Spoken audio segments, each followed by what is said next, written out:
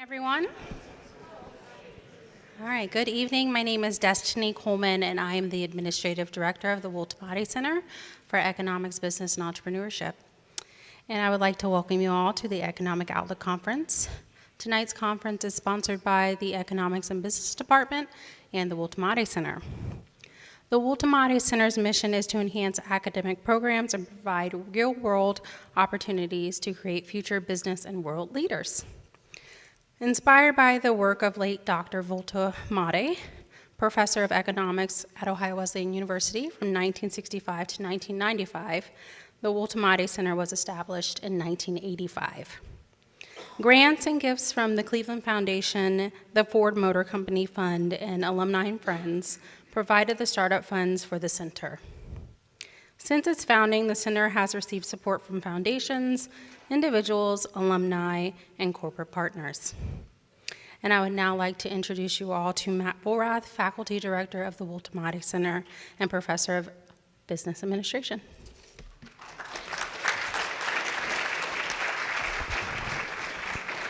Hey everyone, thanks so much for being here. We're excited about the event tonight. It's going to be a really good one. And I want you to know, if you're a student here on campus, you're constantly being bombarded by emails and messages about things that are going on. Be on the lookout for more events from the Woltamati Center. We have things happening all the time. Next up, we have our Environmental Resource Symposium happening on February 29th, in line with the Connection Conference.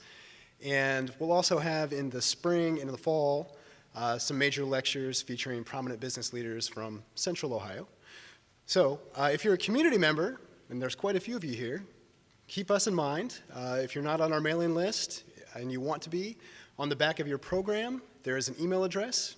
Send an email to that email address and we'll make sure to include you on updates about upcoming events. Also, since we do have a lot of community members here tonight, please be thinking about how you could be more connected to campus.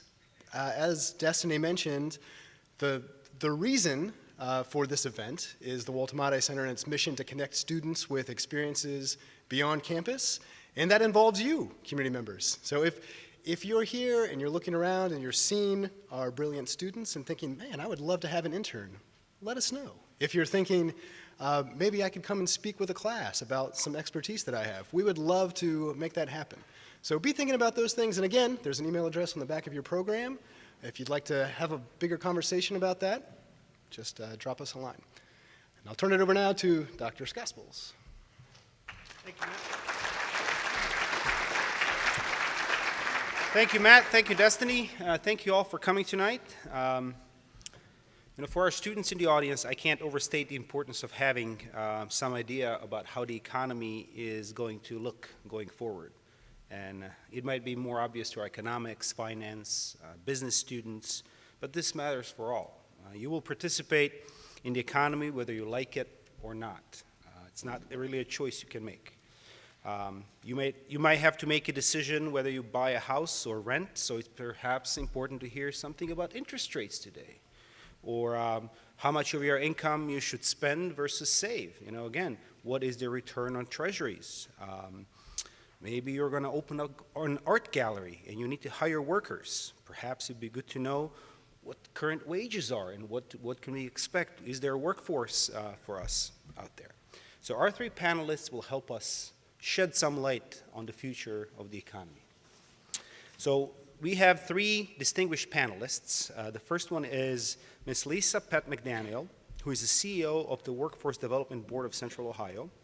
She works with companies in the state that really need workers. So if you need a job, it's a good person to talk to.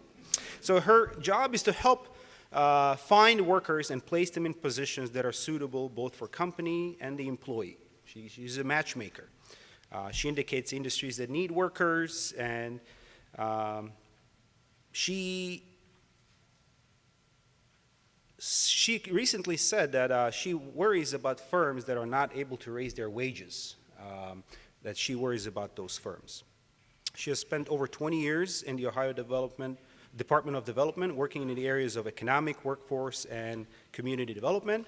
She's a lecturer at the John Glenn College of Public Affairs. She has taught classes in public policy and strategic management. She holds a bachelor's degree in public administration from Miami University and a master's of public administration from the John Glenn College of Public Policy at The Ohio State University. Elise is going to give us a local outlook. The second presenter is Guhan Venkatu. He is a senior policy advisor in the research department of the Federal Reserve Bank of Cleveland. His research focuses on inflation, mortgage markets, and factors related to regional economic growth. His research and analysis have been a resource for the public, and he has advised and informed the bank's president and boards of directors. He has conducted several research projects with Dr. Mark Schweitzer, who has been a frequent guest and panelist at Ohio Wesleyan.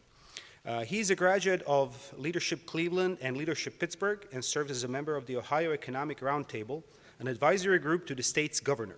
He received undergraduate and graduate degrees in economics from Miami University in Ohio. So we have two Miami graduates here.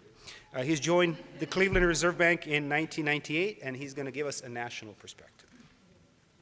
The third presenter is Andrew Will. He's a director of investment strategy for Ameriprise Bank. He focuses on both macro and fixed income investment strategies. Will majored in economics at Ohio Wesleyan and earned his master's degree in applied economics from the Ohio State University, specializing in applied economic analysis. I had the privilege of having him in class during my first few years here. We overlapped for a little bit. It's very nice to see your progress in the field of economics. Well, Will presented in 2018, did a fantastic job, and I'm sure his presentation and the international outlook will knock our socks off again tonight. I'm looking forward to all three panelists, and without further delay, let the party start. So we're going to have presentation by each, and then we're going to have a discussion following the presentation. Thank you all for coming.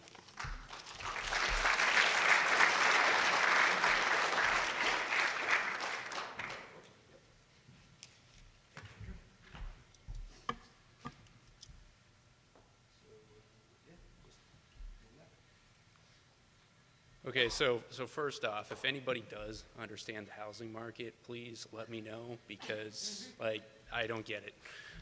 So there's that, and I think the second thing to probably preface at least my discussion is that everything you're going to hear tonight from me is truly a best guess. If there's anything that we've learned, I think in the last 3 or 4 years, it's how humbling it is to try to understand what the heck is going on in both the national economy and the global economy, and relationships that we thought would hold maybe aren't, or things that we just frankly struggle to explain. So, I'll show you the types of things that I'm looking at and thinking about, but ultimately, we don't know exactly what we think is going to happen. Try to apply the rules that we know, but we keep getting surprised. So just keep that in mind for everything you're about to hear from me. So on the global stage, it's really kind of a decoupling that we've seen amongst the three main pillars of the global economy. So the U.S. is obviously kind of the behemoth in the room. Increasingly, China is second fiddle, and then you've kind of got the EU behind them. So we're obviously going to hear in depth on the U.S., so the only statement I'll make on that is that I think it's fair to say that the U.S. economy has been probably more resilient and currently doing better than probably any of us would imagined, given some of the policy changes that we've seen, specifically around Fed policy and higher interest rates. So hopefully towards the end in the Q&A, we can kind of weave together some of the U.S. comments with some of the stuff I'll talk about on China and Europe. So China and Europe. We're going to start with Europe. I'll be a little bit more brief there just because I think that China is probably arguably the more interesting and kind of confusing situation right now, so we'll spend more time there. But with respect to Europe, it's really kind of a stagflation light type of environment. And a lot of us probably know the term stagflation in the context of the 1970s in the US, and kind of really what a challenging time was. And I don't mean to kind of equate it to the period in the US, because it's not nearly that bad. The challenges are not, I think, as great, and the outcomes, I think, are probably likely to be better. But let's, kind of work through a few charts here to get a sense of what we're seeing. So normally we'd start with a growth chart when we talk about the economy, but because inflation, both in the US and Europe, and really frankly most of the Western world, has spiked, at least for a period post-COVID, we're going to start with the inflationary backdrop because it's really applying a constraint to policymakers' ability to actually kind of focus on the growth channel, which is where they'd probably like to be spending more of their efforts and time. And so, as you can see, the red dashed line is simply the European Central Bank's 2% inflation target. That's where they'd like to see price pressures kind of defined as price stability. Just like in the US, we've seen a major spike in inflation in Europe, both at the headline level and the core level. The core level simply strips out energy and food prices, which tend to be very volatile. And so if we strip those out, we can kind of get a better sense of maybe what the underlying price pressures look like. And so fortunately, both headline and core CPI have come down and now kind of getting closer to that 2% line, but not there yet. And so that's keeping policymakers very vigilant in terms of some of their actions today. And they're kind of trying to, I think, decide, sorry, I think I did this last time, didn't I? Is that any better? I apologize. So inflation coming back down, but not yet to target. And so we'll discuss kind of what that means ultimately when we conclude things in terms of what policymakers are likely to do. So the thing that makes the European situation a little bit different from the inflationary dynamics in the US is that we saw a major spike in energy costs, so a supply shock related to the Russian invasion of Ukraine. And that drove natural gas prices, as you can see, through the roof. And so that has two factors. Obviously, it spikes inflation even worse, but it also kind of acts as a tax on both consumers and businesses. And so you see economic activity also slow on the other side of that inflation. So it's kind of the worst of both worlds. This is kind of similar to what we saw in the 70s in the US. And so now we can see the growth backdrop that, we obviously had the very big drawdown during COVID, the temporary spike back as things recovered, and then we had a period of decent growth, and now stagnation over the past 5 quarters, with the most recent quarter in Q4 being actually no growth, completely flat economy. And so that's two components going on here. Number one, that inflation spike and the energy shock that I talked about, as well as policymakers responding to that inflation with higher interest rates. What they're actively trying to do when they do that is slow demand, slow growth to bring supply and demand back in line. And so they've had some success doing that, but the consequence is slower growth than they'd like to see, and that's what's evident in those bars right there. And so what are we talking about going forward? Well, that kind of gets us to the last chart on Europe, which is you can see the large increase in interest rates here. That was to slow the inflation. And now it's a question of what do policymakers do going over the next kind of, let's say, 12 months to kind of band it in terms where we actually have some visibility. And so the dotted line, the dotted red, is what the market anticipates or is currently pricing policymakers to do, which is to start lowering interest rates as that inflation comes down. I think the question now is, will that decline in inflation persist to the point where policymakers have enough conviction that they can start to attack the growth challenges and start to kind of re-stimulate with slightly lower interest rates? From my perspective, and I think you're hearing some of this nuance from the policymakers in Europe, they're still a little bit worried that the inflation is going to be problematic. And so I think they're going to take their time. They're going to try to, at least so long as growth doesn't collapse on them, they're going to try to be very patient. And so probably pushing some of these interest rate cuts and the re-stimulus of the growth environment out into kind of the second half of this year. That's maybe a bit out of consensus. I'd say probably the market is expecting cuts in interest rates, probably more kind of middle part of this year. But I think given some of the dynamics that we are seeing both in the US and in Europe may keep them a bit more cautious. And so punchline here to kind of round out Europe is inflation is probably going to come down a bit more, but unfortunately I think the growth backdrop is going to feel kind of heavy for a little bit here as we see policymakers just very hesitant to kind of hit the gas pedal with lower rates again. And so the outlook is kind of for more of the same in some sense, modest progress on inflation and a fairly lackluster growth environment, probably for the better part of 2024. So China, as I said, is probably the more interesting of the two dynamics. And so, you know, one of the things that we've seen in China is a major uptick in kind of economy-wide, or the amount of debt that is in the system. And that's going to factor in through every part of our discussion for the next few minutes here. So former colleague and I have a saying, which is essentially that debt both provides kind of the lifeblood to an economy, but it's also can be a major vulnerability. And so you're kind of trying to balance those two. And unfortunately, China finds themselves in a position right now where it's a major struggle to provide that balance. And so let's work through a couple of charts here to kind of frame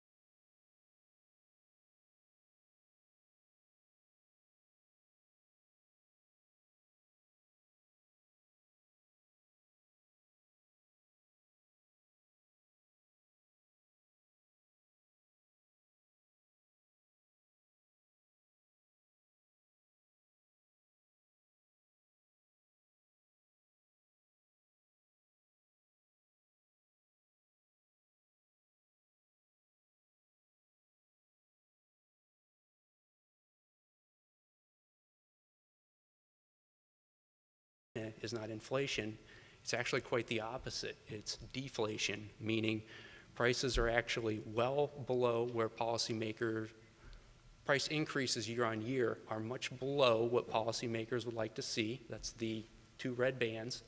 And in fact, the blue line, which is the headline inflation figure, is actually negative, hence the deflation. So that means prices are declining. And some of you might think, well, what's the big deal? I like paying less for stuff that I'm buying. And agreed, who doesn't? But we're going to run through a quick exercise. We're going to take a quick field trip to discuss what the actual issue is with deflation. And we're going to use a individual, young woman who's starting a new pizza shop. She takes out a $500,000 loan to start this pizza shop. It's got a 7% interest rate, and the term on the loan is 10 years. And so that equates to an annual interest payment of about $70,000 a year. So in year one, she sells 50,000 pizzas at $20 a piece for $1 million in revenue. She pays that $70,000 loan payment. And so as a percentage of her revenue, that loan payment is 7%. Now we're going to go two other scenarios in year two. One with inflation, meaning the price of those pizzas increases, or deflation, the price of those pizzas declines. And so in scenario two, with inflation, same thing, 50,000 pizzas, only $25 a piece this time, yields revenue of $1.25 million, same $70,000 interest payment, and that yields you a interest payment relative to the revenue she's bringing in of 5.6%. So it's easier to service that loan. That's the critical piece here. Year two with deflation, everything's the same except $15 pizza.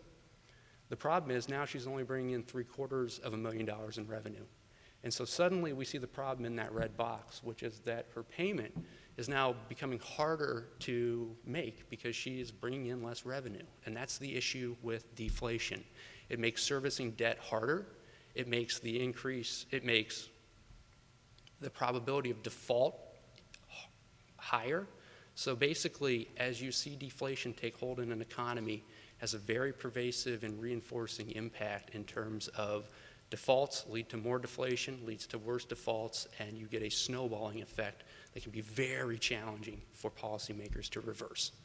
And so we're going to round it out now with what we've seen on the policy front in China. And here we just show a simple chart of interest rates. And yes, they've declined, and declining interest rates, once again, stimulate growth. They hope to pump up inflation by lowering interest rates. The problem is we haven't seen nearly enough policy stimulus to address the challenges that have developed in China over the last probably year or two. And so hence we see this deflation, slower growth, loss of confidence, rising unemployment, all the problems. And so what do we think going forward? Well, it largely comes down to whether or not policymakers will change their approach and stimulate much more aggressively by flooding the system with lower interest rates, more liquidity in an effort to stabilize asset prices and sentiment and start to get that culture of taking risk and buying goods back into the system to get growth going again. We haven't seen that yet. And until we see that, the story in China is unfortunately going to remain one that's quite negative from a growth and inflationary standpoint. And I guess the last point to make is that so far, these issues haven't bled into the global economy. These issues have remained largely isolated to China. If this problem gets worse, if these challenges continue to intensify and go unaddressed, then it could lead, I think, to more problems for Europe and the US. And so, maybe in the Q&A we can weave that together with some of the comments that you'll hear coming up. So with that, I will turn it to the next speaker. Thank you.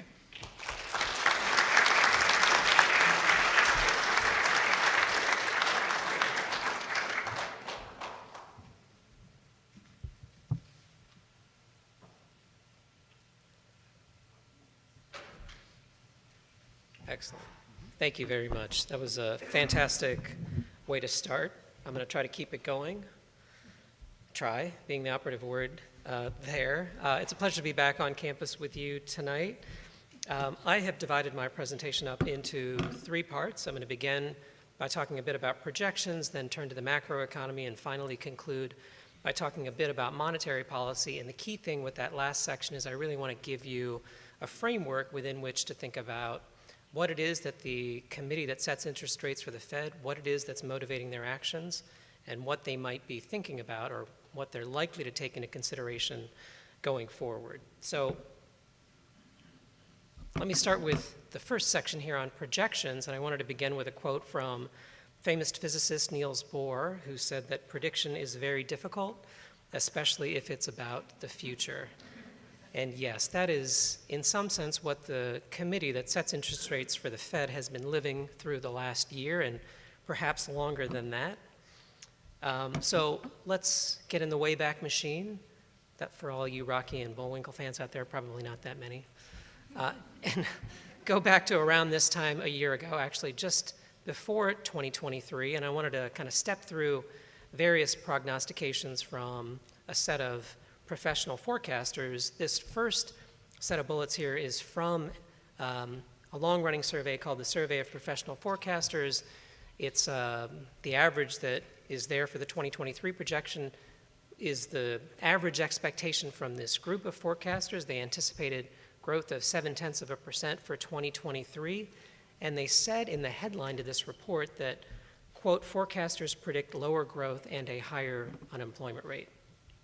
If you roll forward a month, the committee, again, that sets interest rates for the Fed, that's the FOMC, in December of 2022, they issued a set of projections, and I'll talk more about some of those more recent projections in the subsequent slides, but they were anticipating the median expectation from this group of 19 policymakers was growth of 0.5% for 2023, GDP growth. In the accompanying statement to the rate decision, or I don't think they elected to change, well, let me just say, in the statement that accompanied their SEP, that summary of economic projections, they said recent indicators point to modest growth in spending and production. And finally, another set of economists said in January of 2023, you roll 1 month forward again, and they say they are expecting growth of 0.5% for GDP growth in 2023, just like the FOMC, and they said distressingly, quote, economy on edge of a recession as 2023 begins. So what actually happened? Here's a chart of quarterly changes in GDP growth for the US economy the last 3 years. We just got the fourth quarter data a few weeks ago. I remind you there in the far right of the chart what it is that FOMC participants thought we would see for GDP growth in 2023, 0.5%. Here's what we got instead. Yes, those gasps, those audible gasps are the appropriate response. And interestingly, to me, not only did we see growth that exceeded expectations, both from policymakers, but in the profession more generally, it was also the case that we got GDP growth that was in excess of what we typically think of as the economy's longer-term trend rate of growth, which you might think of as sort of the sustainable rate of GDP growth for the US economy, which is a function of productivity growth, expected productivity growth, and labor force growth, something on the order of 2%. What we got instead for 2023 was GDP growth that was a percentage point higher than that, roughly 3% for 2023. So here is what policymakers, if you're still paying attention to what I'm saying, here's what policymakers think we will see in 2024. So the same set of projections here. This chart shows you projections from the committee, the so-called Summary of Economic Projections. This is from policymakers as of December 2023. Their expectation for GDP growth this year is something on the order of 1.5%. 1.4% is the median expectation. And if you look at the same entities that I showed you a moment ago, that's the Survey of Professional Forecasters and the Blue Chip Economic Indicators panel, they're also expecting growth on the order of about 1.5%. So some consensus. It might be the case that people just got things wrong last year. 2023 was weird, and maybe they'll do better going forward. Again, those laughs are the appropriate response. Because let's take a look at this a little more systematically, as The Economist magazine did in the first 15 years of the new century. They looked at projections from the International Monetary Fund, the IMF, issues projections for the roughly 200 countries that it follows twice a year in April and October. And over this 15-year period, there were about 200 times when an economy grew in one year before contracting in the next, which is to say, went into a recession in very broad strokes. Okay, so how did the IMF do? In its April forecast, the IMF never once foresaw the contraction in the next year. And even in its October forecast, perhaps more distressingly, even in its October forecast, when a recession was occurring, it only knew that that was the case half of the time. There was one model that did better. It was a random number generator, all of which is a very long way of saying what a prominent policy advisor to President Kennedy said, which is the only function of economic forecasting is to make astrology look respectable.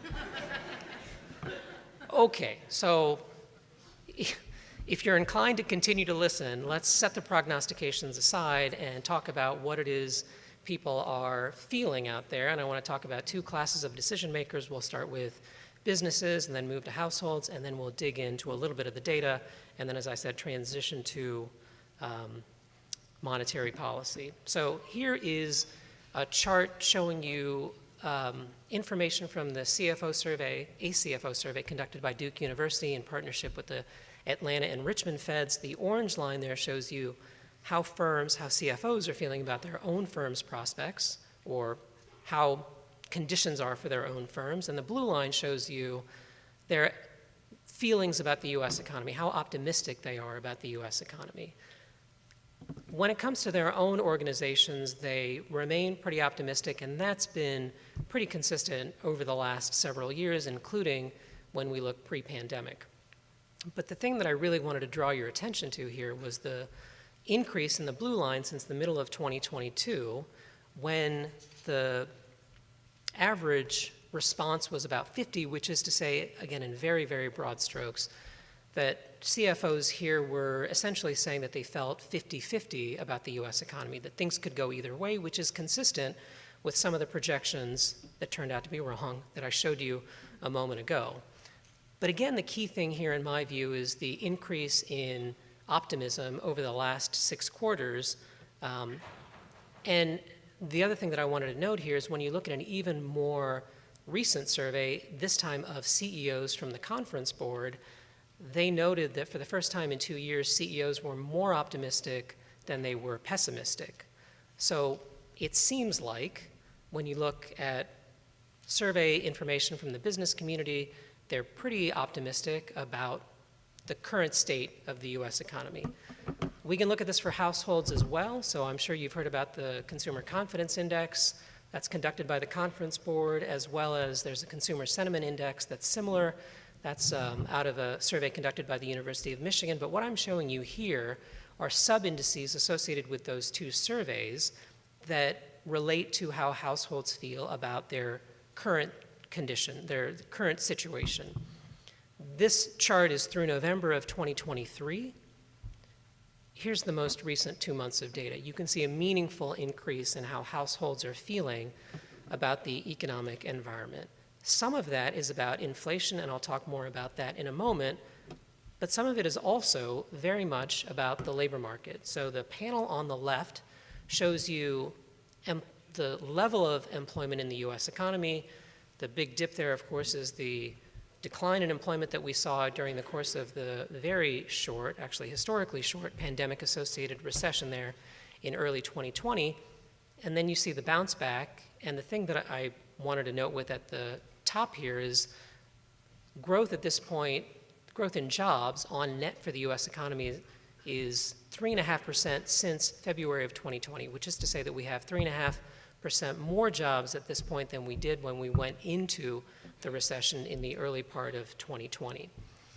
But more recent data remain relatively strong. So when we look at the payroll employment increases in January and December, they were on the order of about 350,000. And when you look at average monthly job gains in 2023, about 250,000, which is just north of 250,000, which is about 100,000 jobs more than the US economy was creating per month in 2019, the last year of the last economic expansion. So very, very strong labor market. There's a quote there that's probably very hard to read from Chair Powell, who at his press conference, the most recent press conference, talked about supply and demand in the labor market coming into better balance, which is one of the things that he and other committee members are very focused on. The employment, the increase in jobs is sort of the result, of course, of what we're seeing on the supply side and the demand side. So just to think about those 2 things a little more concretely, on the supply side, one way to think about this is labor force participation rates, which are down overall from where they were pre-pandemic, but a lot of that has to do with demographics. When you look at prime age workers, those 25 to 55 roughly, those participation rates have actually come back and now exceed where they were pre-pandemic. That's a long way of saying on the supply side, it seems like things have mostly reversed and we're sort of back to where we were pre-pandemic. Less of an issue on the supply side, and I suspect Lisa will talk a little bit more about that. That's probably what she's hearing from employers. We're hearing it from employers as well, that it's easier to hire. But on the demand side, and this is the key here, job openings remain elevated. So when you look at job openings relative to the number of available workers or unemployed workers, those looking for work, the ratio of the one to the other is about 1, just under 1.5, about 1.4. That's still higher than where we were pre-pandemic, which is to say demand remains relatively strong. What's the implication of that? Well, the implication is really wages, and I'll talk more about that in a moment, but just to kind of put the current recovery in some context, the panel there on the right shows you business cycle, recession, and recovery periods going back roughly to the early 1980s. The key thing that I wanted to point out here is that the recovery in this episode is very different from what we experienced in the aftermath of the Great Recession. So at this stage, it looks like the recovery is very similar, at a similar point to what we experienced in the 1990s, but very different from what we saw after the Great Recession, where at the same stage in that subsequent expansion, we had yet to actually reverse the job declines that we experienced in the Great Recession. So a very different experience for us this time around. Okay, so I noted that the concern here is about demand perhaps exceeding supply in a way that's keeping upward pressure on wages.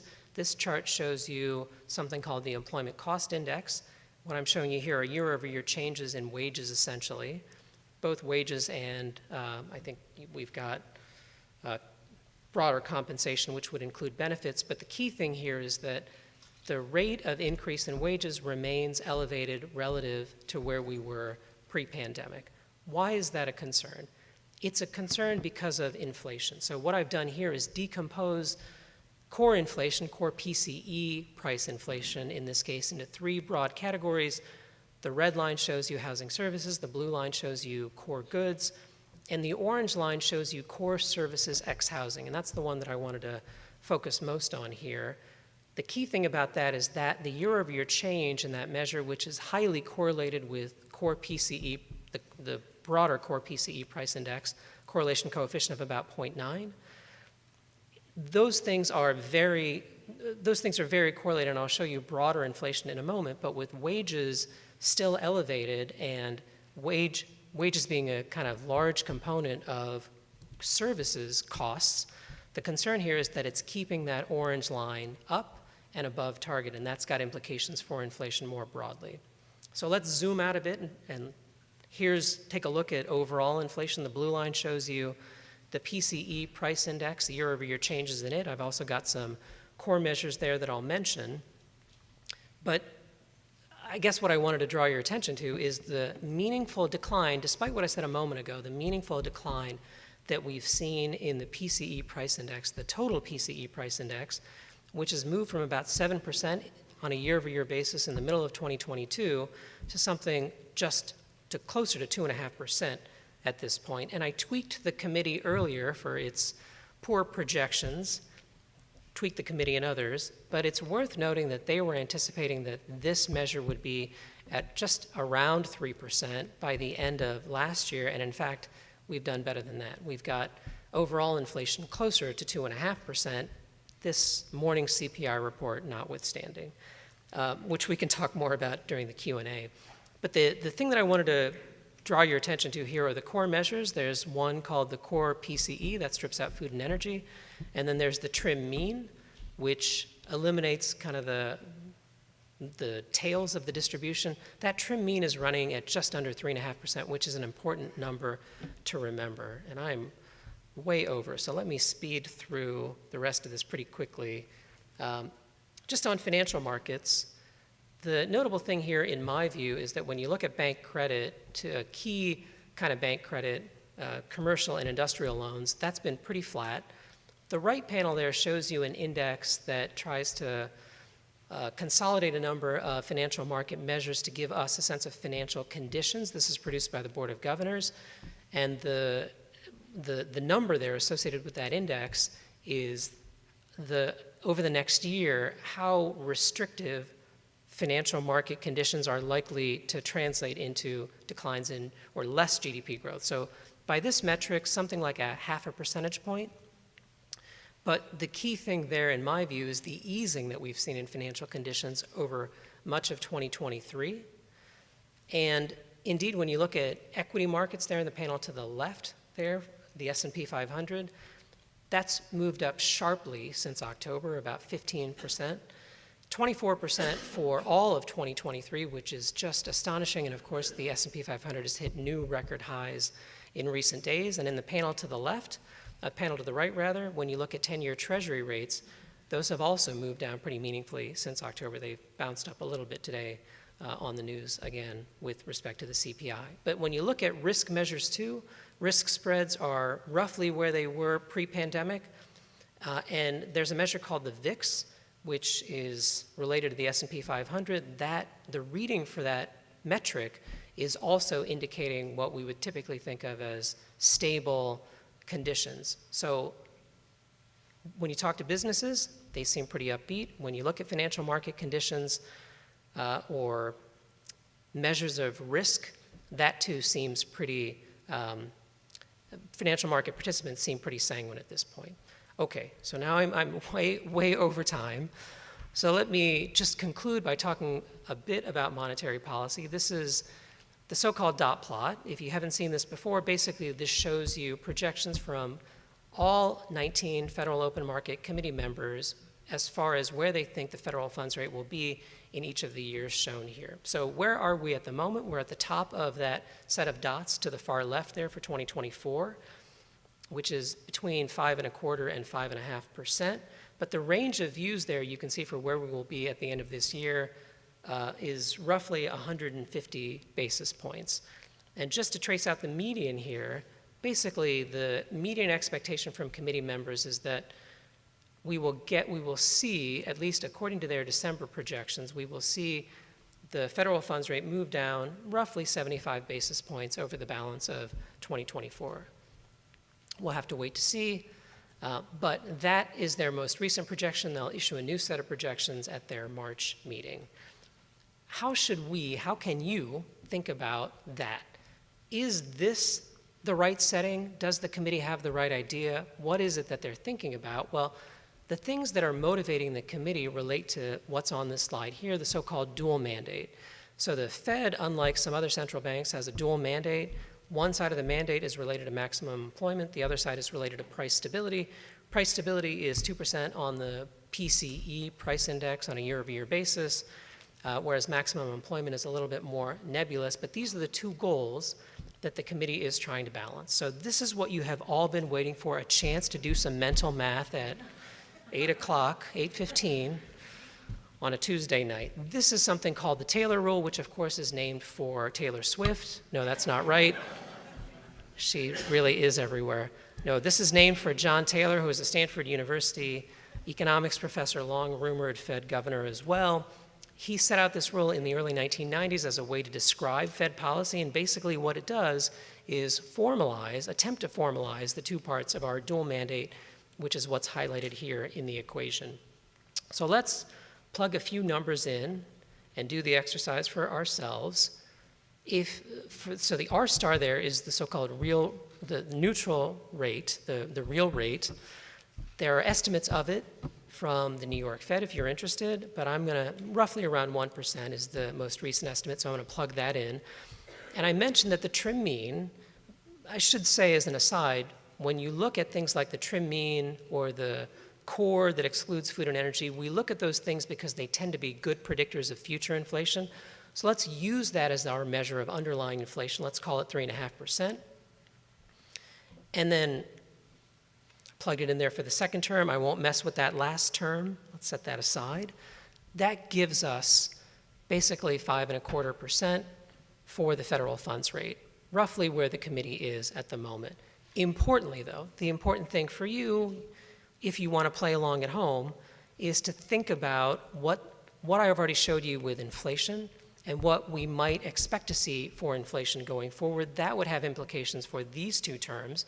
And just as a thought exercise, if you were to plug 3% in for inflation, that would give you a prediction from this particular Taylor rule, and there are various versions of the Taylor rule, of, gosh, if I can do the math in my head here, 4.5%, which is, again, where the committee sort of expects to be, or at least did as of December, for the federal funds rate by the end of the year. So now we all know what's going to happen, right? We know what the committee is going to do. We all understand why they're doing it. Well, not so fast. John Taylor says, in the rule, remember that he set out for the rule that is named for him. He said, quote, "It is difficult to see how algebraic rules could be sufficiently encompassing. There will be episodes where monetary policy will need to be adjusted to deal with special factors." What sorts of special factors? You might think about excess savings that households still may have from the pandemic, which would push the rate potentially in one direction. Or you might think of issues in the banking sector, which might be a concern for committee members, which might push the rate in a different direction. All of which was far better said by George Bernard Shaw when he said that if all economists were laid end to end, they would not reach a conclusion, and neither will I. So thank you for your time. Turn it over to the next panelist.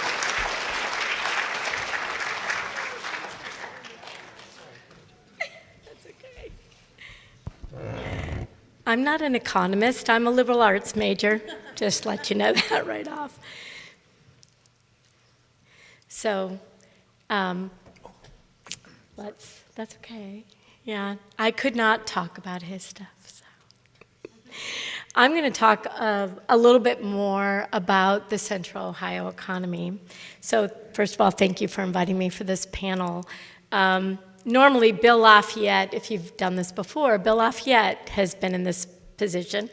And in Central Ohio, he's known as the most entertaining economist. He suggested I do this. He knows I'm not an economist, but his shoes are big to fill.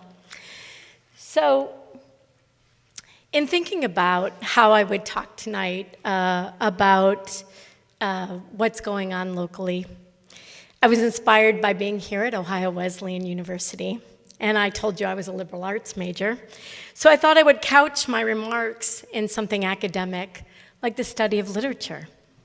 So as you can see, I decided to start with a quote by Charles Dickens, A Tale of Two Cities, for those of you who haven't read it in high school or in college. It was the worst of times. It was the best of times. And that's how we are here in Central Ohio. So, unlike Dickens, though, let's start with the best of times. You know, right now in Central Ohio, we actually have one of the highest labor participation rates. We're definitely back above where we were before the pandemic at 67.8%. And just to remind you what the labor participation rate is, it's those who are 16 and up who are working or actively looking for work. So there, you might say, well, 67%, that's not really high, but you know, there's a lot of people who are not actively looking for work for a variety of reasons. The unemployment rate right now is incredibly low. It's at 2.4%, which I think is almost full employment, or considered full employment. The unemployment rate, just so you know what that means, is those who are unemployed but are in the labor force. And interestingly enough, just as an aside, so my job, I'm the CEO of the Workforce Development Board. We run a job center in Franklin County, and we have seen the most people walking in our door than we have ever seen, even though the unemployment rate is at 2.4%. And we will touch on that just a little bit later. The prime age employment to population ratio in Ohio, so we don't have it for just Central Ohio, although we can extrapolate that Central Ohio is probably very close, is at 82.6%. And I personally love that measure more than the other measures. And that's because that is people who are 25 years old to 54 years old. They're their prime working age, right? And that ratio is pretty high. So when people say to me, where are the workers, or people are sitting at home, not so. Everybody, almost everybody who is working. And in Central Ohio, everybody who can work and wants to work, we need you to work, because we need everybody. So these are stellar numbers, really. Let's go to this. If you're on LinkedIn, maybe you've seen this. It's been making its rounds on LinkedIn for the last week. This was just recently released. The Bank of America Institute and Bloomberg did a study. And it's showing what cities are gaining population and which cities are losing population. Very interesting. All the places that before the pandemic we said all of you young people were going without a job because you wanted to live there, now those places, many of those places are losing population. You'll see that Columbus is at the top there with a population gain. Also, this region is known as being one of the top 10 cities for attracting millennials and keeping millennials, which is an interesting thing as well. However, hold that thought for a minute.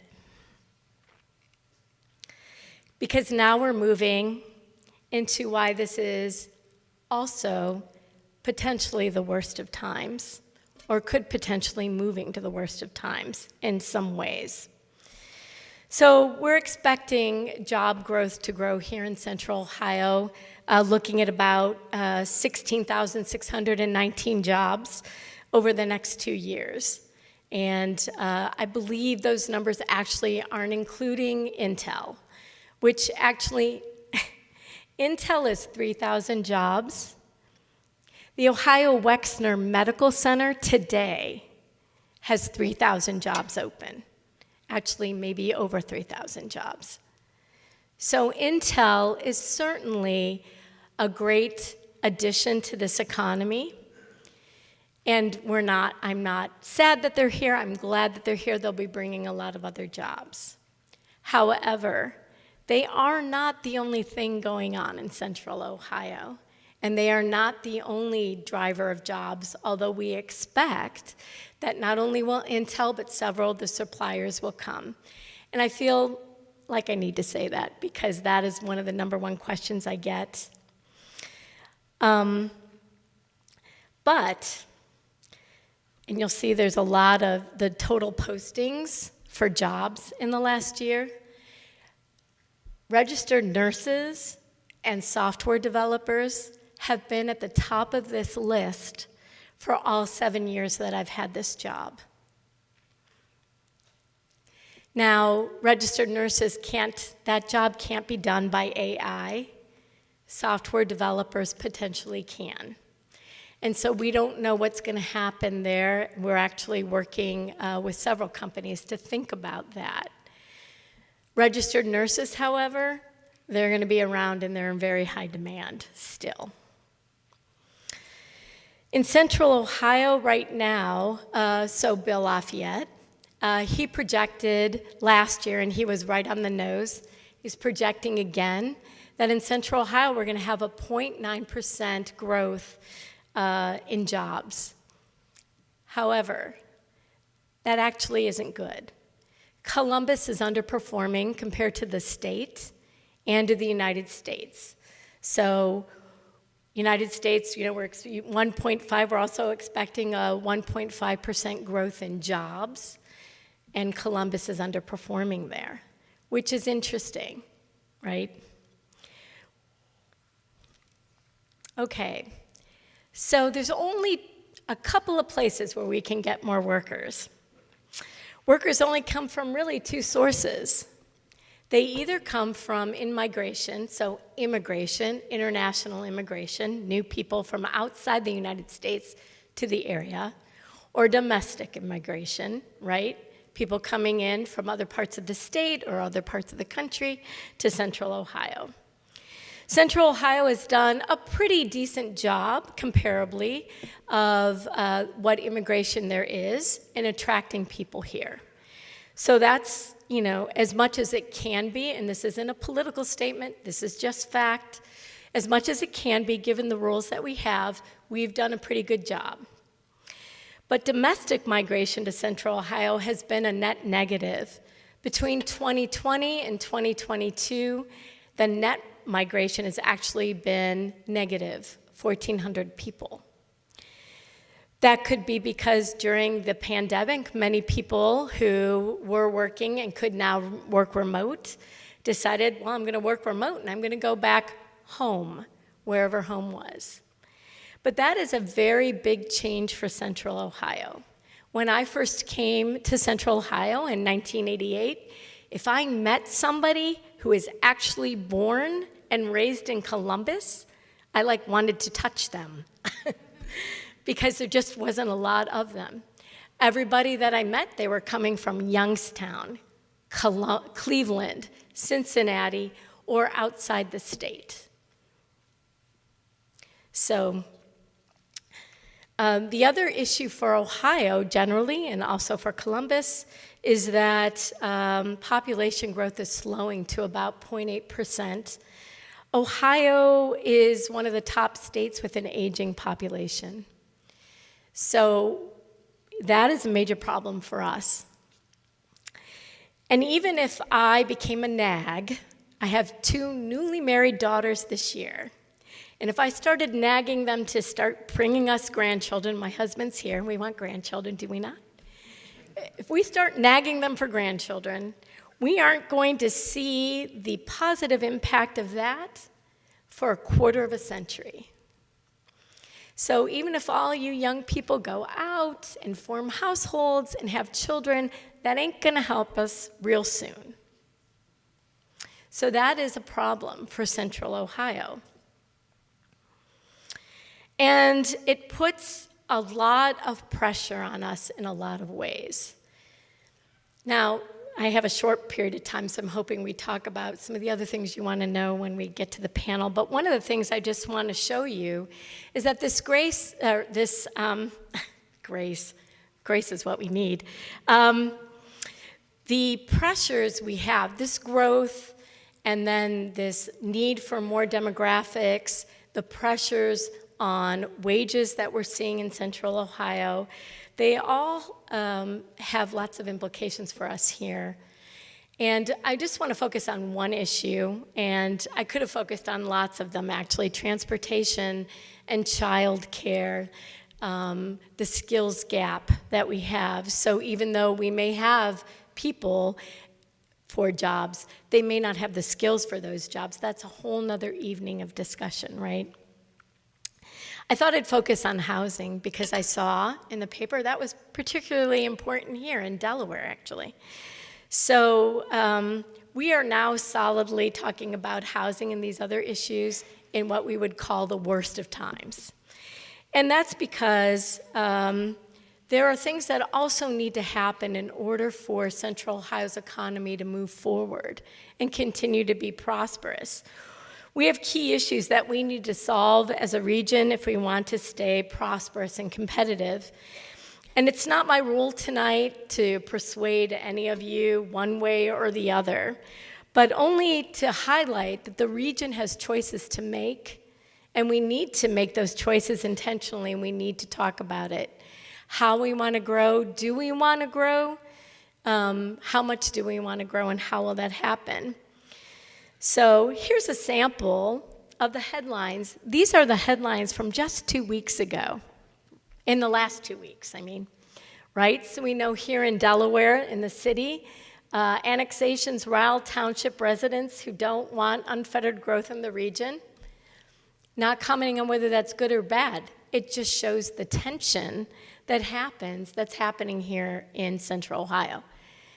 Economists, lack of housing and people to hinder 2024 job growth in Central Ohio. That was actually Bill Lafayette. He said that at the Columbus Metropolitan CMC luncheon. Central Ohio's growth is lagging behind competitors that are building more housing, report says. Report done by the Builders Association. And then this I find the most interesting. How many of you know where Highland County is in Ohio? Only a few of you. Highland County is not adjacent to Central Ohio. It's Hillsborough. It's in Appalachia. It's southern Ohio. But in their newspaper, they ran Morpsey launches Leaders Listen survey focused on housing in Central Ohio. Apparently, we're news in places that aren't even Central Ohio, and Highland County doesn't have a lot of people in it. So I thought that was very interesting. So this is how housing prices have risen in Central Ohio. 93%. 93%. That's to buy a single-family home. Rent has increased in Central Ohio 20% since 2020. Vacancy rates have dropped from 10.7% in 2010, over a decade ago, which is pretty normal. Vacancy rates are usually going to be around 10%. That's generally good. But they've dropped down to 6.6%, and that number is the latest I have. It's 2022, and it's probably even tighter than that. That's indicative of a very tight housing market. And to make it tougher, we're only adding 11,000 units annually, when in reality we would need to start adding between 15 and 16,000 units a year in order to accommodate the kind of growth we need in order to fill the jobs we've got. So a lack of affordable housing, and actually just housing in general, will contribute to a slowdown, could contribute to a slowdown in the economy. And as I said, I'm not even touching on things like the transportation issues we have, childcare, education, and other issues that also affect the economy. So I'm going to end. This isn't actually the whole rest of the sentence that I started at the beginning, but the rest of the sentence, the next part of the sentence goes in a beginning of Tale of Two Cities. It was the age of wisdom, it was the age of foolishness, it was the epoch of belief, it was the epic of incredulity, it was the season of light, it was the season of darkness, it was the spring of hope, it was the winter of despair. We had everything before us. We had nothing before us. I end with that because we as a region, together, have to define wisdom or foolishness. We will need to make those choices, and we need to make those choices now in order to worry, in order to decide what the future of the economy is going to be in Central Ohio. Thank you. I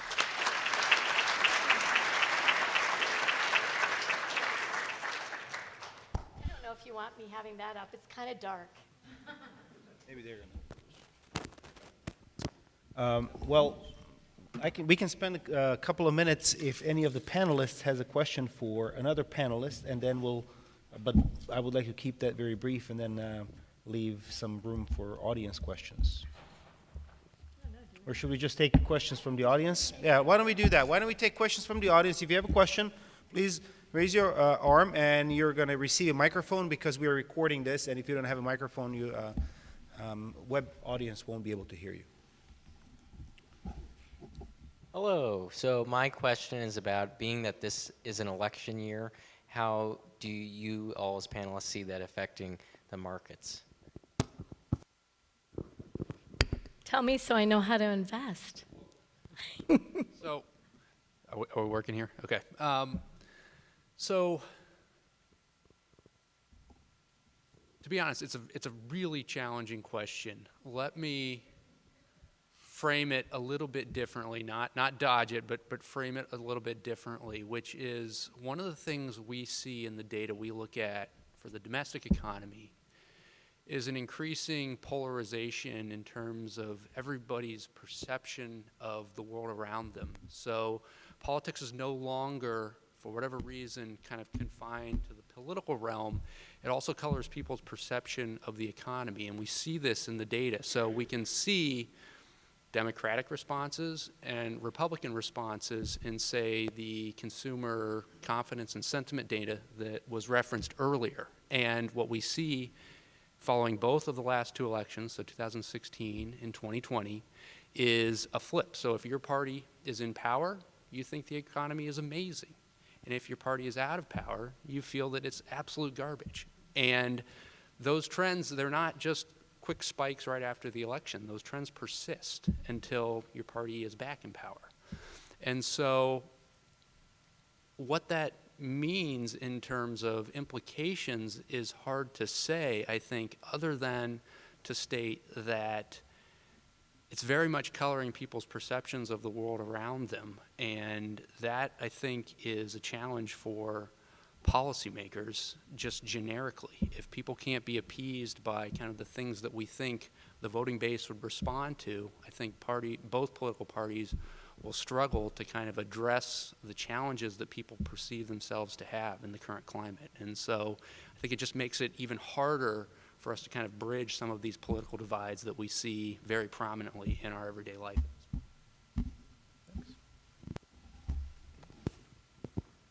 We have a question over here? Yeah, again, another question for Andrew.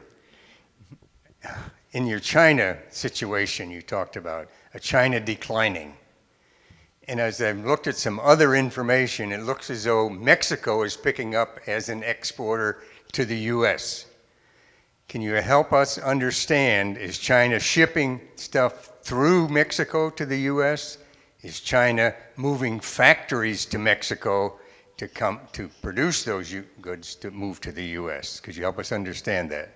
So I think, if we go back to the enactment of some tariffs in, the last administration, we saw a number of things, at least kind of anecdotally what we were seeing and suspected was happening is that some companies would simply reshore China production either to the U.S. or to kind of a more favorable nation where trade terms were maybe a little bit less onerous, so to Mexico, let's say.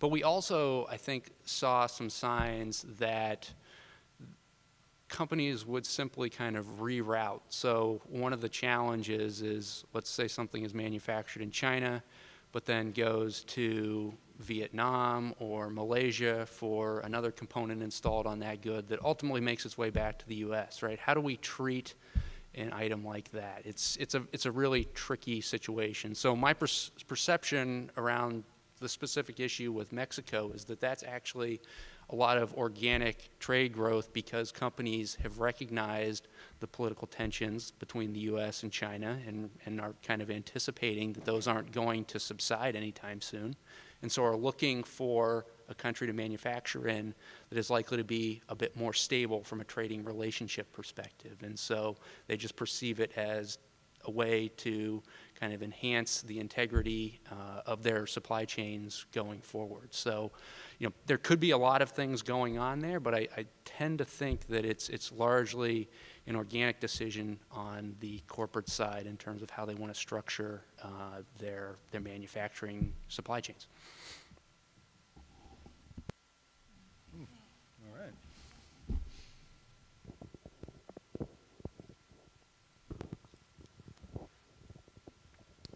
Hello, I have a question about the economy. Particularly, a recent survey revealed that consumers perceive the economy to be performing much worse than how the economy is actually performing. My questions are, what are the implications of such negative perceptions? Like, is this serious enough, or is this just some sort of statistical data? And I would like some information about discouraged workers in the country. And also, is this trend in growth robust? Is this just for short run, or is this going to decline in the next quarters? Okay, well, I'm not sure I'll be able to keep all of those questions in my head. I think that was maybe one for each of us.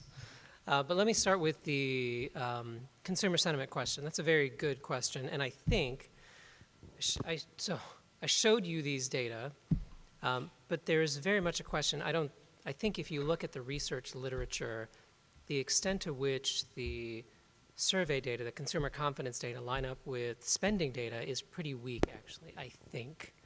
So in some sense, is it material? Maybe the answer is no. And another way to think about this is, despite consumer confidence readings that have been kind of lowish, they're still, despite the uptick that I showed you for both survey measures, they're both below where they were pre-pandemic. And some of that, as Andrew was mentioning, is about political polarization.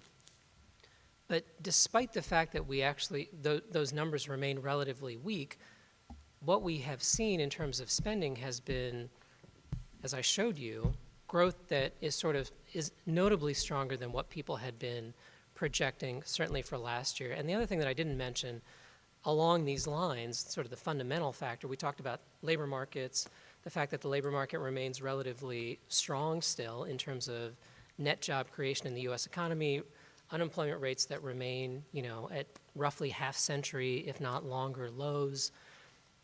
If you look at income, the income statistics, so income excluding transfers, that grew about 3% over the course of the last year. And there's still a question out there, and that should be the fundamental thing really driving spending. There's also still a question out there, I alluded to it at the end, on how much savings households were able to accumulate over the course of the pandemic. There are varying estimates out there. Some people think we're largely through that. Others say that there's still some more to go there. But those things, I think, in my view, are really the things that are consequential, most important in terms of driving consumption growth, which is going to be important for broader economic growth in 2024. Your other, I can't remember all of your other questions, but maybe one thing to say is when you look at discouraged workers. Oh, I can. I mean, did you want to say something? Just very quickly on the discouraged workers thing, I mean, this gets back to the unemployment rate being, again, near record lows. As Lisa was pointing out, there are lots of opportunities out there for those who want jobs. There are jobs available. Again, job postings exceed the number of unemployed individuals out there. The Labor Department does put out unemployment statistics, I can't remember, U5, U6, that try to include these so-called discouraged workers. I mean, my sense is that if all of these rates, the U3 is the official unemployment rate, the one that you tend to hear about, the one that we've been talking about, the 3.7 for the US, all of these rates, U4, 5, 6, tend to move together with the official rate. So my sense is that discouraged workers, concerns about discouraged workers are, I wouldn't be too concerned because at this stage, sort of unlike, say, in the aftermath of the Great Recession, or even, I don't know if this was the case actually coming out of the pandemic recession, perhaps not, but I don't think that discouraged workers, that issue, is much of an issue at this point. I would say anecdotally. So I told you more people were coming into the job center, but they're coming in because they are working and they want to upskill. We are not able to capture, when we're seeing layoffs mainly in the IT technology sector, but they are not coming to us because they are snapped right back up. And so we are seeing that in a lot of ways, that we don't have what we call dislocated workers because they are able to immediately get snapped up within 4 to 6 weeks.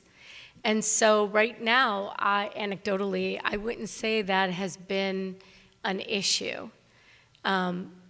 Maybe for people who have aspirations and are not able to step away from their jobs to get additional training because they want to move to something else. But even that, we invest money in training, and we were out of that money within 3 months, and that has never happened before.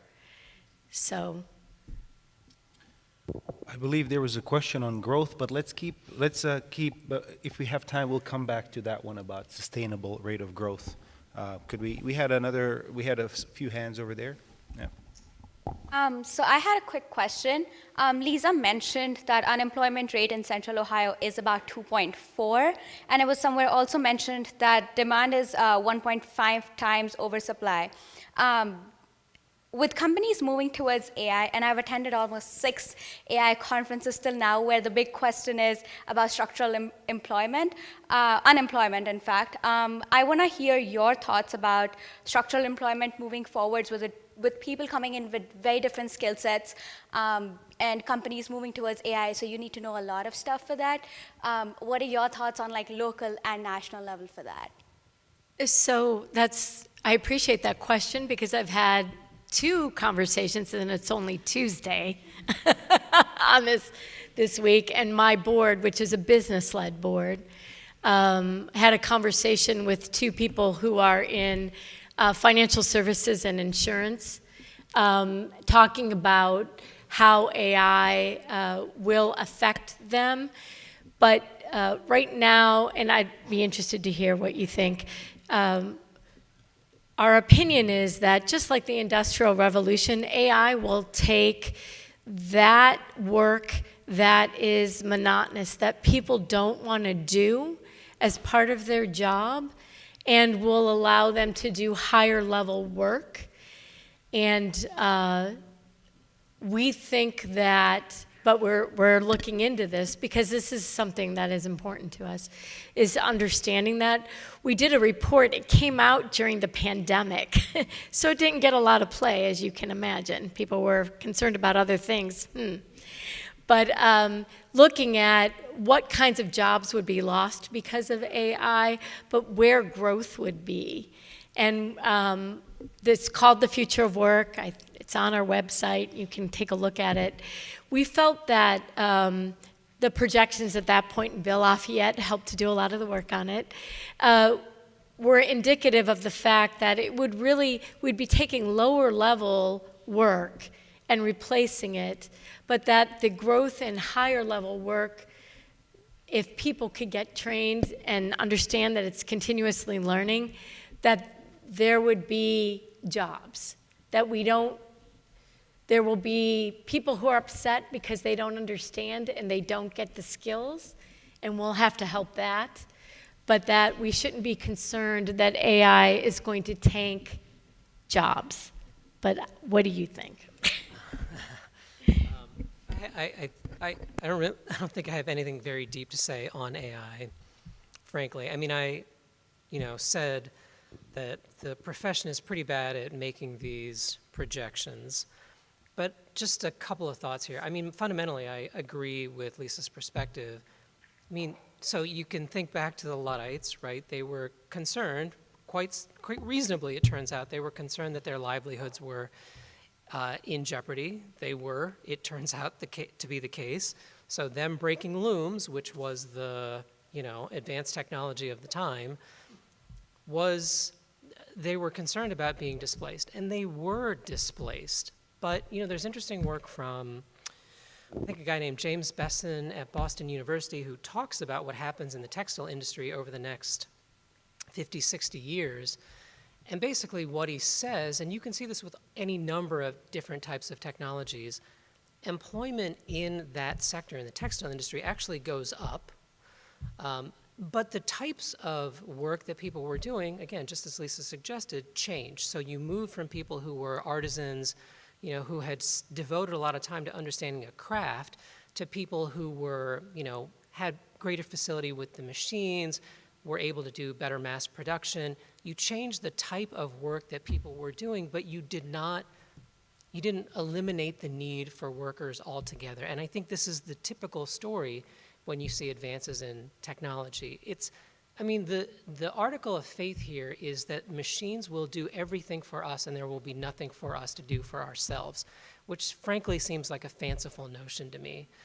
I just don't think that will ever happen, but there are people, credible people, who are, I think Andrew McAfee at MIT has said, we should be very, very concerned about the number of jobs, structural unemployment, as you mentioned, the number of jobs that might be eliminated because of AI. And frankly, I think about the work that I do most days.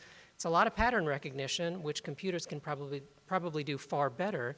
And if you've got AI writing reports too, well, there's the communications part of it can be gone too. So, on the one hand, I think that the notion that we will not be working, all of us won't be working, is probably misplaced. What we will be doing, that's probably going to be different. And again, as Lisa pointed out, for some of the occupations that she noted, a lot of those occupations are the kinds of things that need to happen in person, one person doing for another person, very difficult to automate. Those are jobs that continue to be difficult to fill, which is an echo of some other work done by David Autor at MIT, who talked about kind of the hollowing out, and basically how these professions, these occupations that required a lot of human-to-human interaction were the ones where we were seeing job growth, while a lot of, say, people in various factories were seeing their work automated away by advancements in the technologies, factory technologies. So in any event, that's a very long way of saying I don't think we know. I would be very, very, very suspicious of what economists have to tell you about the likely course of AI and what it's going to mean for us. But, again, fundamentally, I think the idea that we will all be sitting on a beach with robots bringing us cocktails and a UBI, it just seems very, very fanciful to me. Where do I sign up for that? Yeah.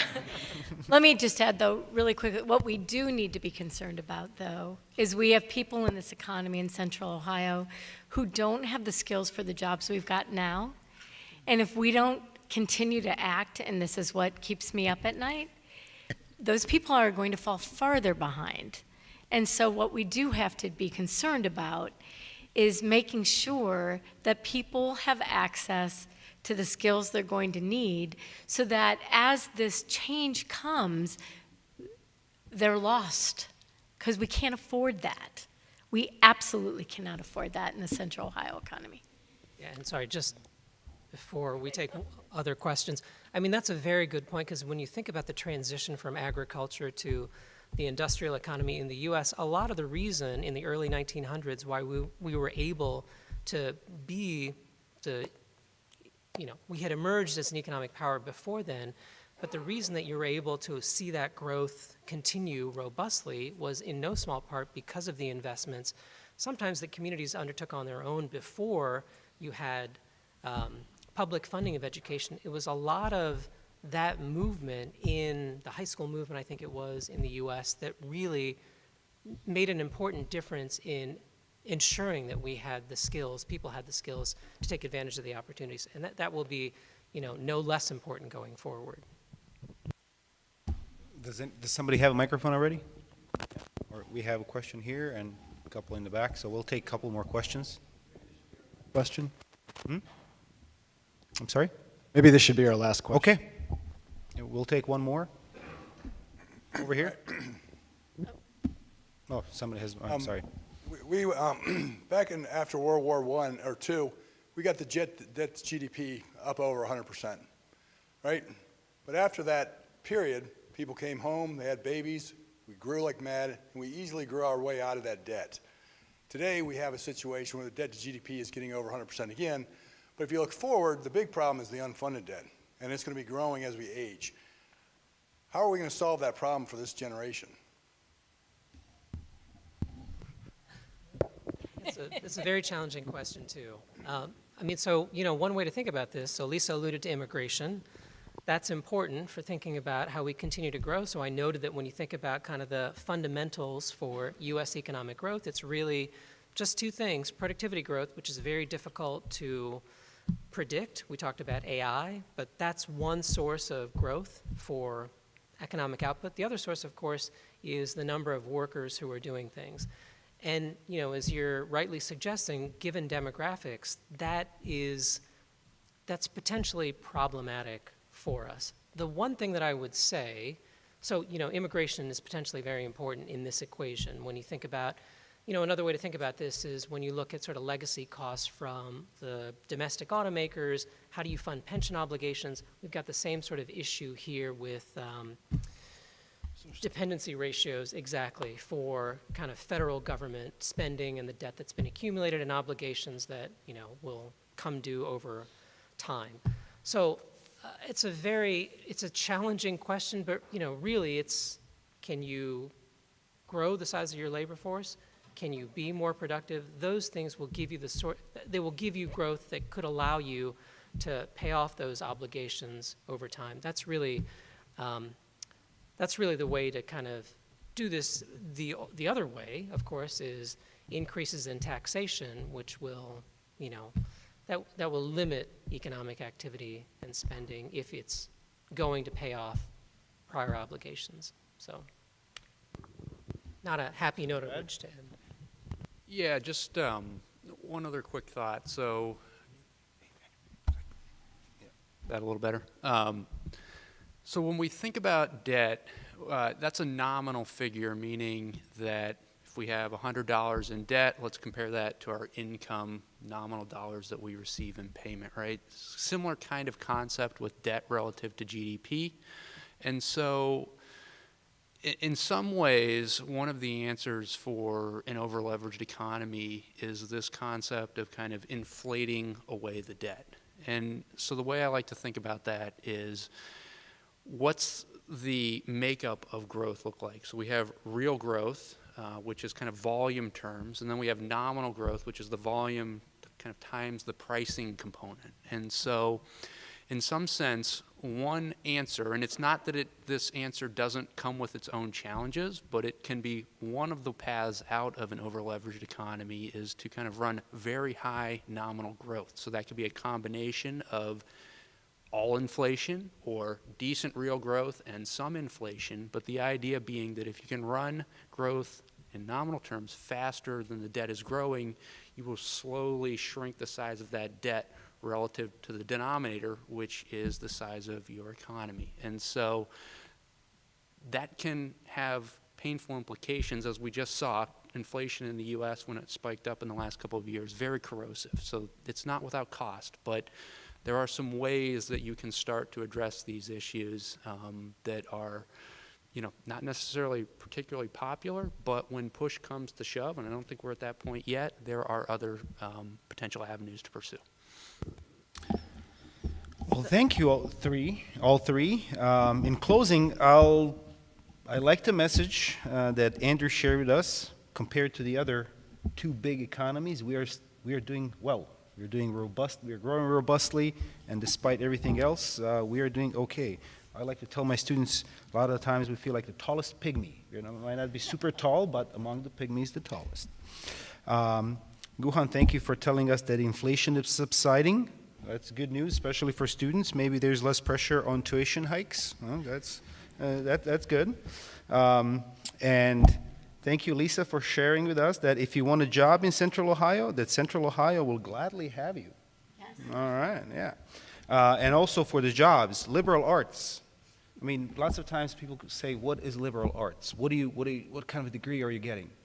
You're getting training so you can quickly learn. That's right. I mean, you're going to work for the next 40 years. There are going to be jobs that we don't know what they are. They don't exist yet. We can't train you in those.